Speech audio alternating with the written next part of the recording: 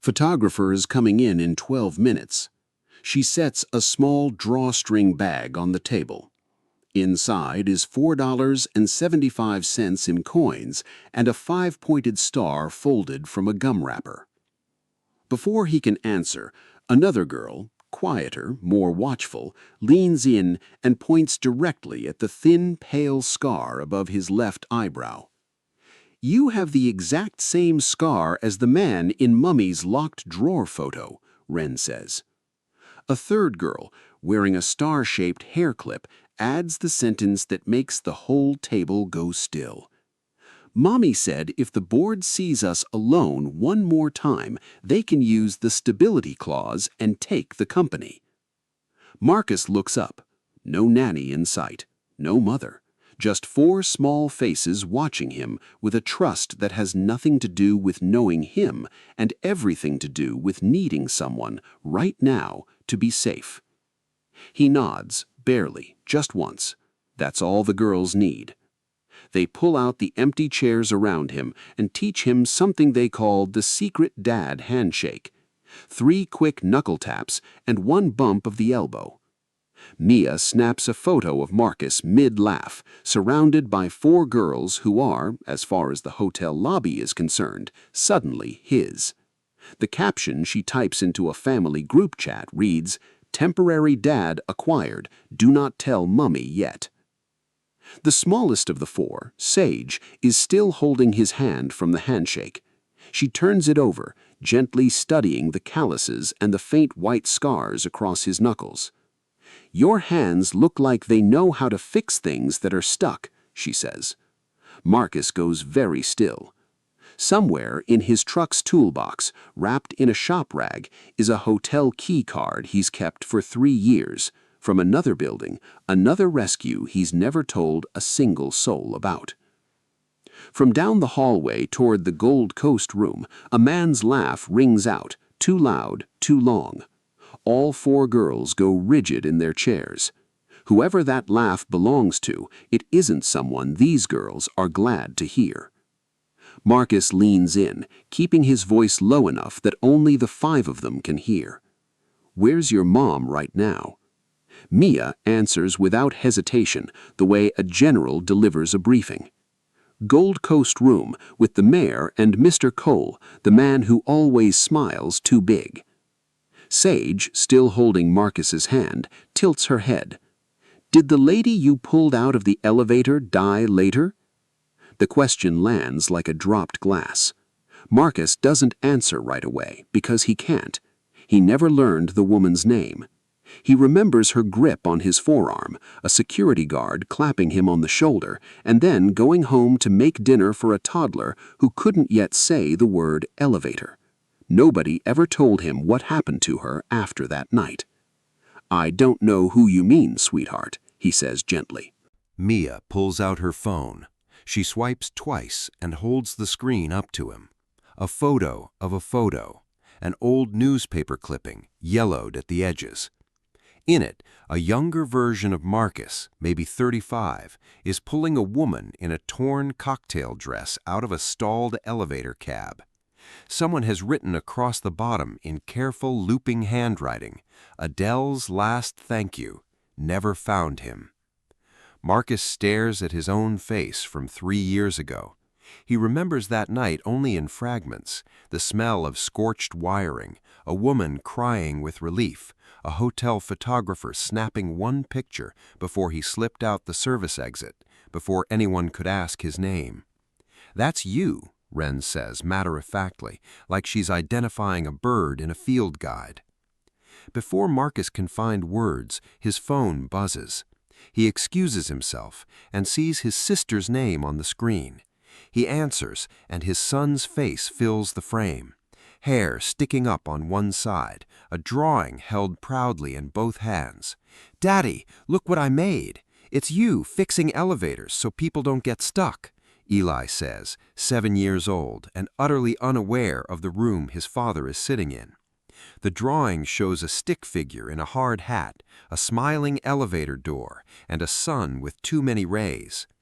"It's beautiful, Bud," Marcus says, and means it completely. "And guess what?" Eli continues, breathless. "I found Mama's old box today, the one with the silver card in it. Aunt Carol said I could keep it on my dresser." Marcus's chest tightens slightly, the way it always does when his son mentions that box, without knowing what it costs his father to hear it. "That's good, Bud. You take real good care of that for me." "I will," Eli says, then catches sight of something off-screen. "Who are those girls?" "Friends, just for a little while." He ends the call and looks up to find all 4 girls crowded around his phone, having already taught Eli the handshake before he hung up. Mia has recorded it for the group chat. Marcus sits back and lets himself feel something he doesn't often let himself feel here. Not resentment exactly, something quieter. He thinks about the woman in the camel coat at the fundraiser, about the way people's faces change the instant they clock his boots, his hands. He's learned that dignity isn't loud, it just keeps showing up, day after day, whether anyone notices or not. Wren, the quiet one with the star hair clip, has gone still beside him, watching the hallway the way a person watches weather roll in. She doesn't say anything. She just moves half an inch closer to his arm, the way a smaller animal moves closer to a bigger one. A waiter approaches, the same young man whose tray of shattered water glasses Marcus had quietly helped clean up an hour earlier. He leans down as if refilling glasses, but his voice, when it comes, is barely above a breath. "Sir?" He doesn't look at Marcus directly. The man in the charcoal suit. Out on Michigan Avenue this morning, he handed a thick envelope to someone waiting in a black car. I saw the photos inside, red circles, the same ones I've seen the girl's mother get before on her phone in the staff hallway. He straightens, lifts an empty pitcher, and walks away before Marcus can ask him anything more. A cold, uninvited feeling settles into Marcus's stomach. He glances at the 4 girls, still laughing over Eli's face on his screen, teaching a handshake to a father they picked up off the street 40 minutes ago. He understands, with a tightening jaw, that these children have pulled him into something far more dangerous than a photograph for the mayor. That's when she sees her. A woman steps out from the hallway leading to the Gold Coast room, dark hair loose around her shoulders, a black silk dress that moves like something poured, her face carrying the tightness of someone who's just hung up on a call she didn't want to take. Eleanor Cross has spent the last 6 minutes listening to Damian Cole use the phrase public liability about her own daughters as if they're line items in a press release and not 4 girls she cannot see right now. She rounds the corner to find her girls unsupervised, seated around a man she's never met, a man in a plain blue shirt, work boots, and a thin scar over his left eyebrow that she would recognize anywhere. She stops walking. Her whole body goes still, the way a held breath goes still. For 3 seconds, maybe 4, Eleanor Cross forgets about the mayor, about the board, about the man on the phone telling her how her own children should be photographed. All she sees is Sage's small hand resting inside a stranger's palm, easy and unafraid, the way it hasn't rested in anyone's palm but hers in longer than she can remember. Her phone buzzes in her hand, once, twice, 3 times. She glances down without meaning to. A text from the company's lead attorney lights up the screen. 3 shareholders just asked about the stability clause. Call me now.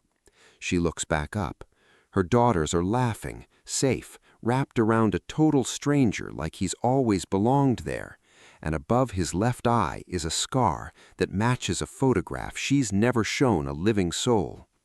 She spent 3 years telling herself it belonged to a ghost who'd never resurface.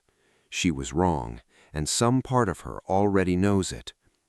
Whatever Eleanor Cross thought she understood about her afternoon, about her company, about the past she spent 3 years trying to outrun, is about to come apart in the middle of a hotel lobby, in front of the mayor's photographer, in front of everyone. Team A, You trust your gut the way these 4 girls did, scar and all. Team B, you call security the second you see your kid sitting with a stranger, no exceptions. Comment below, Team A or Team B? Eleanor crosses the palm court and touches Marcus's shoulder. Not a greeting, more a request to move somewhere the girls can't hear. He rises without a word and follows her toward the windows, the 4 girls too absorbed in their phone to notice their temporary dad being pulled aside. "Who are you?" Eleanor says. It isn't really a question. Her voice is low and it shakes at the edges in a way she's clearly working hard to control. Marcus Reed, elevator technician. I finished a repair upstairs about an hour ago. He keeps his hands loose at his sides, palms slightly open, a posture he uses with frightened clients. I'm not a threat to you. Your daughters approached me. I didn't approach them. I've received 12 photographs in the last 3 weeks, Eleanor says, and now the shaking has moved into her jaw. Threats, my girls, circled in red, outside their school gate. I don't know who's sending them. I don't know why, and I have spent every day since terrified to let them out of my sight for longer than it takes to use a restroom. She looks at him, her eyes layering fear over recognition, over disbelief. I walk out of a hallway to find them sitting with a man who has the exact scar from the only photograph I have never shown a single living person. Marcus understands exactly how this looks. A stranger, a scar, 4 unsupervised children in a hotel lobby. He spent his whole adult life learning how quickly a poor man can be mistaken for a dangerous one. He doesn't move to defend himself, doesn't raise his voice, doesn't step back like it might look like guilt. He just holds still, the way he holds still when a client is panicking about a stuck elevator car. Steady, unhurried, giving the fear somewhere safe to land. I don't know what photograph you mean, ma'am, he says, but I understand why you're afraid. If it would help, your security is welcome to check my identification, my truck registration, anything you need. I'm not going anywhere. Something in the plainness of the offer seems to catch Eleanor off guard. For half a second, the fear in her face flickers into confusion. She raises 2 fingers, and within seconds 2 men in dark suits materialize, her private security, having watched the exchange from a distance. They flank Marcus without touching him, waiting on her word. That's when Sage starts to shake. It happens fast. She's gone rigid, her small hand gripping the hem of her dress, her breath coming in short, high pulls. She's staring past her mother, past Marcus, toward a man in a charcoal suit stepping into view near the Gold Coast corridor. A heavy-set man whose smile doesn't reach his eyes. That's the voice, Sage says, barely audible, the voice that used to yell at Daddy before he left. Eleanor drops to her knees so fast her silk dress pools against the marble floor. She wraps both arms around Sage, and for the first time her composure breaks completely. Quiet, sudden tears, the kind that come when someone has been holding everything together and finally feels it give way. She looks up at Marcus over her daughter's shoulder, her eyes wrecked in a way that makes something twist in his chest. If you're not the one sending the threats, then why does my daughter have a trauma response to the man standing right behind you? Marcus turns. The man in the charcoal suit is closer now, moving with unhurried confidence. He reaches Eleanor and rests a hand on her shoulder, not comfortingly, but the way a man rests a hand on something he considers his. "Eleanor," Damian Cole says, loud enough for the hotel guests nearby to hear. This is exactly why the board is worried. Random men, public scenes, children having episodes in the middle of the Drake. He shakes his head with theatrical sadness, as though pained. Perhaps it's time we discuss the stability clause after all. Eleanor's assistant, who has stood silently nearby, phone clutched to her chest, steps forward now. Her name is Naomi, and she's worked for Eleanor for 6 years, long enough to have kept files for a day like this one. "Ma'am," Naomi says, and her voice doesn't waver, "before this goes any further, I think you need to see something." She holds out her phone. On the screen is a screenshot of a 4-year-old email, sender field reading D. Cole, recipient, a name Eleanor hasn't spoken aloud in years, her ex-husband. The email is short, cold, efficient, the way cruelty dressed as business always is. "4 children will destroy the company image. You need to leave cleanly. No lawyers, no scenes. I'll handle the settlement and the story." Eleanor reads it twice. The color drains from her face. Marcus thinks she might go down onto the marble beside her daughter. 4 years of believing her husband simply couldn't handle fatherhood. 4 years of blaming herself in the quiet hours after the girls were asleep. And here, in 6 sentences on a stranger's phone, is the answer she never let herself look for. Damien hadn't just watched her marriage end. He had engineered it, packaged it, and filed it away as a line item in protecting the company's image.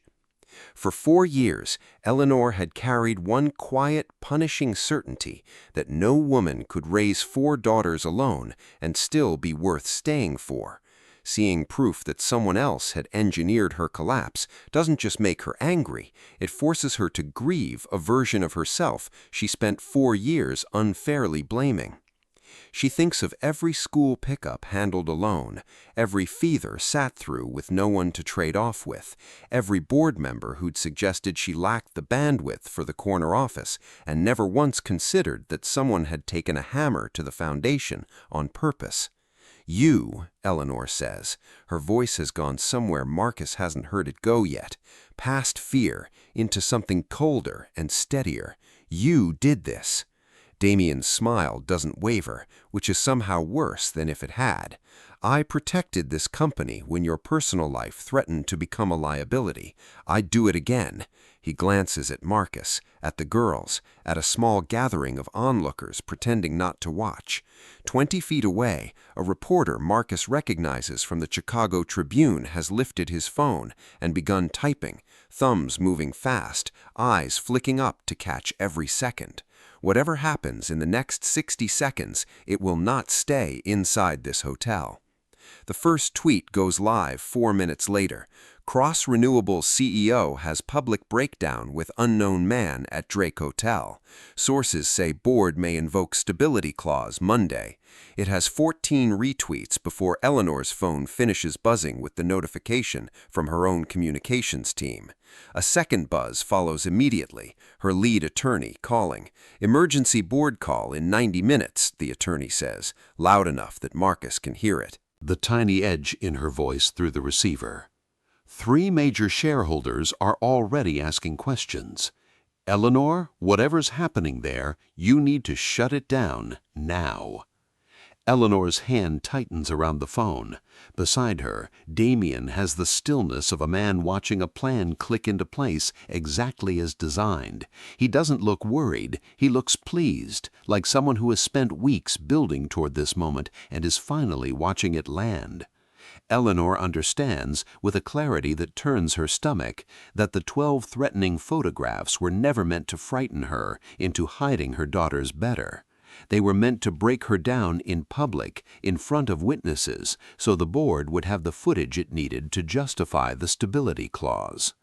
Damien hadn't been protecting the company from a crisis. He had been manufacturing one, patiently, for weeks, waiting for her to walk into it.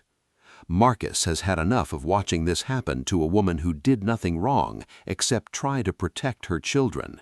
He steps forward, close enough that Damien has no choice but to look at him. "You ordered the threats," Marcus says. His voice doesn't rise. It doesn't need to. "I know, because you were the one stuck in a service elevator 2 floors up for 19 minutes this afternoon. I was the technician who got the call to bring you down. You never once looked at me the whole time you paced that car, and you never stopped talking on your phone either. I heard every word." Something flickers across Damien's face, quick, gone before it fully forms. He recovers instantly, tilting his head with the practiced condescension of a man who has never once been made to answer for anything. "Prove it," Damien says, and smiles at the small crowd gathering near the Palm Court entrance, playing to them now instead of Eleanor. "Your word against a board member's, I'm sure that will hold up beautifully." A voice cuts in from behind the crowd, calm and unhurried. "It might hold up better than you think." The Drake's head of security steps forward, Hank, broad-shouldered, in his 50s, who has run security teams across downtown Chicago for 2 decades. He looks at Marcus first, and something passes between them, a flicker of recognition neither expected to need again. "River North Tower 3 years ago. You're the technician who pulled the woman out of the 14th floor cab. I remember your face because you left before anyone could get your name for the incident report. I always wondered about that." "Didn't seem like it was about me," Marcus says quietly. Hank nods, like that answer settled something he'd wondered about for 3 years. His tone shifts as he turns to Damien, the easy familiarity gone, replaced by the flat voice of a man reciting facts he's triple-checked. "I ran security at River North back then, too. I still have the original maintenance log from that incident on file. Building policy requires it. The night shift technician who signed off on the sensor override that caused the malfunction was logged under employee ID D4471. He lets that sit for a beat. That ID belongs to Damien Cole. You were working under contract at River North 15 years ago, before Cross Renewables ever existed. You know exactly how those override systems work, because you built half of them." She looks at her 4 daughters, gathered close around a man they met less than an hour ago, safer in his presence than they felt in weeks. She looks at Marcus, who has said almost nothing except the truth, plainly, without once raising his voice. Eleanor Cross has 90 seconds to decide what kind of woman is about to walk out in front of all of them. She already knows the answer. She simply never had to prove it in front of a live stream before. Eleanor does not cancel the announcement. She hands her phone to Naomi, smooths her dress, and walks toward the Gold Coast room, spine straight, face still pale. Every step is visible on the live stream. She knows it. She takes them anyway. Damien follows a few paces behind, reaching the front row before she reaches the podium. He uses every one of his 90 seconds to compose himself, straightening his tie, resetting his expression, already rehearsing his next move. He takes his seat, phone in hand, the photo of Marcus and the girls already pulled up, waiting. Eleanor steps up to the podium. The mayor gives her an uncertain nod. Somewhere near the back, cameras meant to capture a clean energy partnership are now capturing something else entirely. She opens her mouth to begin. Damien stands before she can say a word. "Before we talk about clean energy," he says, loud enough to carry across the room, holding up his phone so the photograph is visible to everyone near the front rows, "I think the board, and frankly the shareholders watching this stream, deserve to know exactly who Ms. Cross has been keeping company with." A ripple moves through the room. Someone gasps. The mayor's expression shifts from confusion to concern. Marcus steps out from behind a support column near the stage, where he's been standing quietly, Eli's drawing still folded in his shirt pocket. He doesn't raise his voice. He doesn't need to. The room is already so quiet his footsteps on the hardwood are audible. He walks to the stage manager's small technical station beside the podium and holds out his phone. Play the elevator audio from 227 and pull up the maintenance log Hank gave you 5 minutes ago, the one from River North. The stage manager, unsure what's happening but sensing the weight of the request, glances at Eleanor. She nods and he presses play. The recording fills the Gold Coast room the way it filled the hallway, tiny, mechanical, unmistakable. Damien's voice giving instructions about photographs, school gates, a stock price he meant to control through fear rather than honest work. The room listens in silence as a man who spent 20 years commanding respect in rooms like this one is undone by his own voice played back through an elevator technician's phone. Then comes the maintenance log projected on the screen behind the podium at Hank's direction, time-stamped 15 years earlier, employee ID D4471, signed beside a sensor override entry from River North. An older man near the side entrance, silver-haired, steps forward without being asked. He's introduced later as Owen Price, a retired maintenance supervisor, training half the elevator technicians working in downtown Chicago.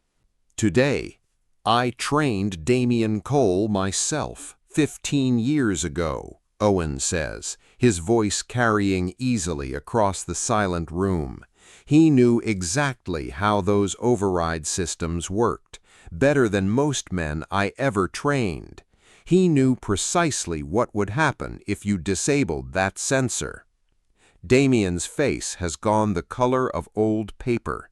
He looks toward the exits and finds hotel security already positioned there, along with 2 Chicago police officers who arrived quietly during the recording, summoned by Hank the moment the log was pulled. There is nowhere left for him to be the smiling, unbothered man he walked in as. He's escorted out, a hand at each elbow, not roughly but firmly. He says nothing on his way out. For a man who built his career on being the loudest voice in every room, his silence on that final walk is its own kind of confession. On the large screen behind the now empty podium, someone in the control booth pulls up the company's stock ticker instead. The number that had been sliding downward all afternoon, driven, everyone now understands, by a coordinated campaign of fear, begins slowly to climb back up. Eleanor steps down from the podium. She crosses the room, past stunned board members and a mayor who has clearly never attended a company event quite like this one, until she's standing in front of Marcus. "You saved Adele 3 years ago," she says. Her voice is quiet now, stripped of the polish it carried a few minutes before. "My sister, that was her in the elevator. She never stopped talking about the man who wouldn't tell her his name."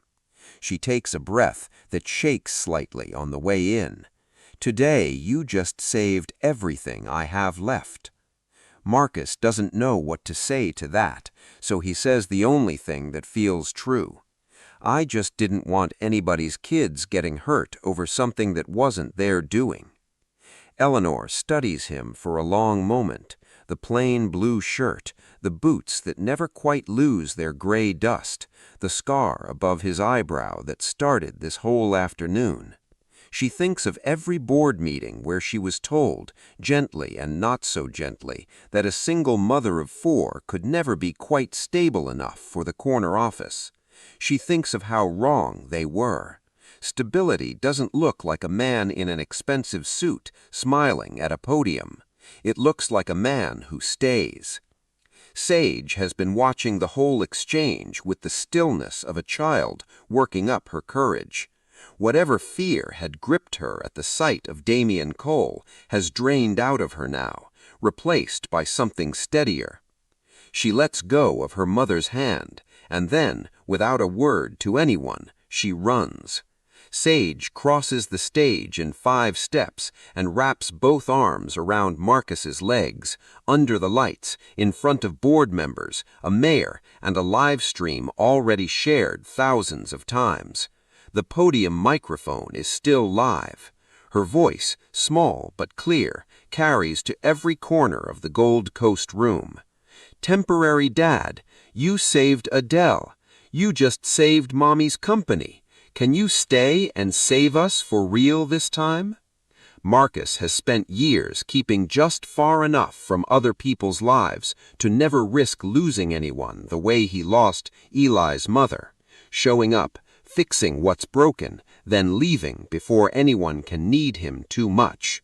Sage's question corners the one fear he's never said out loud. That staying too long only means being left again. He says yes anyway because for the first time in a long time, the fear of walking away hurts more than the fear of staying. The room goes silent. Somewhere near the back, someone lets out a sound that's half laugh, half sob. The mayor presses his hand over his mouth. Eleanor walks down from the stage and kneels on the hardwood, level with her daughter and the man beside her. Her makeup has long since given up on the last hour.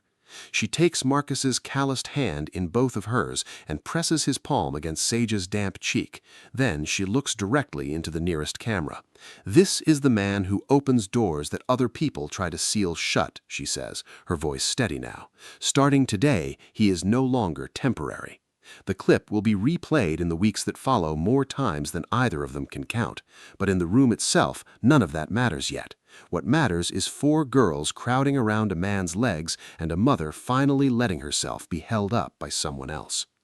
Damian Cole is charged in the following weeks with stalking and witness intimidation, among other counts.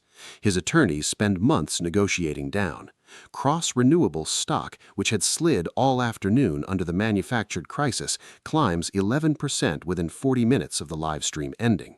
The 3 shareholders who demanded an emergency board call withdraw their request before the meeting even starts. There is, it turns out, nothing as reassuring to a nervous board as watching the truth win in real time. 3 months later, the penthouse on Lakeshore Drive looks nothing like the polished, careful space it once was. There are 5 children now instead of 4, technically, since Eli spends most weekends there, and the 2 families have stopped keeping count of whose apartment anyone sleeps in on a given Friday. Tonight, all 5 are crowded around a small Christmas tree, arguing cheerfully over where the first ornament should go, a 5-pointed star folded from a gum wrapper 3 months ago, carefully preserved since. Skye wins the argument, as she usually does. The star goes at the very top. Marcus still works as an elevator technician. That hasn't changed, and he never wanted it to. What has changed is the long-term maintenance contract he now holds for Eleanor's building, negotiated fairly on its own merits by a facilities manager with no idea how much history runs through that elevator shaft. Every Friday night, the family eats dinner on the living room floor, flashlights in hand, blanket fort walls sagging around them, because Skye declared months ago that grown-up dinners are boring. Eleanor leaves her phone in another room during those dinners now and tells the girls real warm stories about their Aunt Adele, no longer locked away with a photograph she used to be afraid to look at. One evening, sorting through a box of Adele's old belongings that had sat untouched for 3 years, Eleanor finds a small plastic hotel key card tucked into the pocket of an old coat. She almost sets it aside until she notices the serial number printed along the bottom edge. She carries it to the kitchen table where Marcus is helping Eli with a school drawing and sets it down without a word. He gets up without a word, walks to the front closet where his old toolbox has sat since he began maintaining just the one building, and comes back with a folded shop rag. Rag he's carried for 3 years. He unwraps it at the table and sets his key card down beside hers. The serial numbers match exactly. Neither says anything for a long moment. There isn't really anything left to say. They already know, without needing the words, that from tonight forward there is no locked drawer, no hidden photograph, no door left to seal shut between them. Later that night, Eli falls asleep against Marcus's shoulder, one hand still loosely holding a crayon. The 4 girls are curled up around them, Sage's hand resting inside Marcus's open palm. Eleanor leans her head against his other shoulder, looking out at Lake Michigan, dark and endless beyond the lit-up edge of the city. Chicago is still loud 30 floors below them. Sirens somewhere, a car horn, the ordinary noise of 11 million lives happening at all once. But up here, in this one particular room, for the first time in longer than any of them can remember, everything is finally, completely quiet. This story reminds us that the strongest people in our lives rarely announce themselves. More often than not, we've already met one, we just haven't said so out loud yet. Maybe it's the neighbor who clears your driveway before 8 and is gone before you can wave. Maybe it's the quiet son-in-law who shows up every other Saturday to fix the gutter and never mentions it at dinner. Maybe it's the friend who calls every Sunday at 5 just to talk about nothing in particular. If someone like that came to mind while reading this, don't wait for a birthday or holiday card to tell them. Call them today, not a text, an actual phone call. Even 5 minutes, just to say, I noticed what you do, and it matters more than you know. And if you've lost a husband or a wife, you know the hardest hours aren't the anniversaries everyone remembers. They're the ordinary Tuesday afternoons with nothing on the calendar. So put something on it, on purpose. A standing lunch with a friend, a weekly call with your daughter, a regular seat at the diner counter where the waitress knows your order. Quiet company on an ordinary day is its own kind of rescue. Marcus didn't save that family with a grand speech. He saved them by showing up on an ordinary Tuesday afternoon and simply staying. That part is still available to every one of us. Not a grand gesture, just the next small, ordinary act of showing up for somebody who needs it. If this story stayed with you, tell us in the comments, who has been the Marcus in your own life? The color that had been rising in Damien's face drains out all at once. Marcus reaches into his pocket and pulls out his phone. His hands, usually steady on a wrench, are shaking slightly now. Not from fear, but from the adrenaline of finally saying something he's carried unspoken for hours. I record my service calls, he says, mostly to Eleanor now, though the whole corridor is listening. Company policy, for liability in case a repair gets disputed later. He looks at Damien. I never turned it off after your call, sir. It picked up more than either of us probably expected. He glances at the 4 girls who have gone very quiet, watching him with the same wide-eyed trust they've carried since they sat down at his table. I wasn't trying to catch anybody. I was just doing my job. He presses play. The recording is tiny, filtered through the mechanical hum of an elevator shaft, but the voice is unmistakable.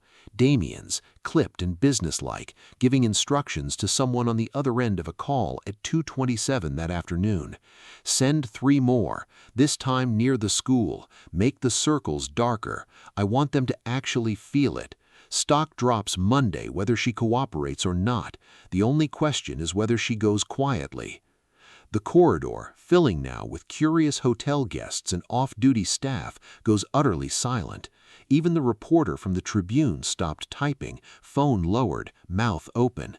Damien's composure, the easy smile, the practiced condescension he's worn through this whole encounter, finally cracks all at once, the way ice gives way on a lake. His jaw tightens, his eyes dart toward the exits. For just a moment he looks exactly what he is, a man who never expected anyone beneath him to have the standing, the evidence, or the nerve to say otherwise. Damien has spent 2 decades believing control was the only currency that mattered, that timing and narrative could always outrun the truth underneath it. Underneath the suit is a man terrified of becoming replaceable, of being the name a boardroom stops needing. He never set out to destroy a family. He set out to make sure he was never the one left behind, and cruelty became the fastest way to guarantee it. Eleanor's phone buzzes again, a new message from the board, sent to the group thread with every senior executive at Cross Renewables. We are watching the live stream. Decide carefully. She hadn't realized there was a live stream. She glances up and sees a young event staffer near the ballroom entrance holding a phone on a small tripod angled toward the palm court, streaming to the company's public social channels as part of the mayor's partnership event coverage. Every word of the last 4 minutes has already reached thousands of viewers. Down the hallway, through the open doors of the Gold Coast room, the mayor and several dozen guests have turned from their conversations toward the stage, where the clean energy announcement is meant to begin in 10 minutes. Every face is now angled toward the commotion instead. Eleanor looks at Damien one last time. He's stopped smiling. He's doing the math, calculating exits, calculating leverage, calculating whether there's still some version of tonight where he walks out ahead. There isn't, and some part of him has begun to understand that. Pretend you're our father for 45 minutes. That's what 4 6-year-old girls whispered to a stranger nursing a cold cup of tea alone in a Chicago hotel lobby, right before one of them pointed at the scar on his face and said it matched a photo their mother had kept locked in a drawer for 3 years. He had no idea yet that saying yes to those girls was about to unravel a secret their mother had buried the day her sister nearly died.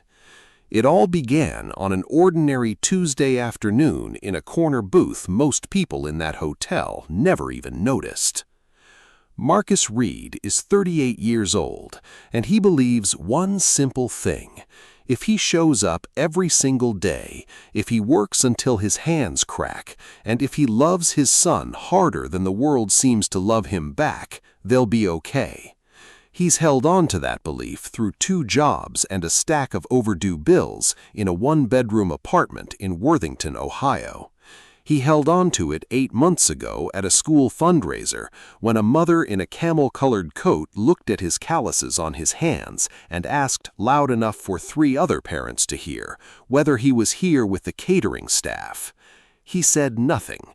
He picked up his son's finger painting, thanked the teacher, and drove home in the minivan his son calls the Old Dragon.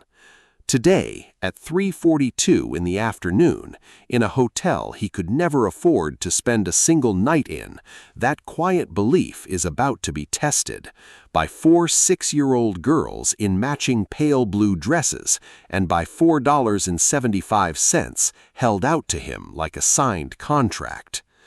If you've ever been underestimated by people who never once bothered to learn your name, stay with me. It's 3:42 p.m. in the Palm Court of the Drake Hotel, Chicago, and the late afternoon sun cuts long gold lines across the marble floor. Marcus sits alone at a corner table, a cup of Earl Grey gone cold, a scone untouched on its china plate. He's been awake since 4:50 that morning, cereal for Eli, a lunch packed with the last of the peanut butter, a drop-off at his sister's place in Lincoln Park, then 40 minutes to an emergency call, the VIP elevator on the 14th floor frozen between floors with 3 guests trapped inside. It took 90 minutes and a pair of steady, unhurried hands to get it moving again.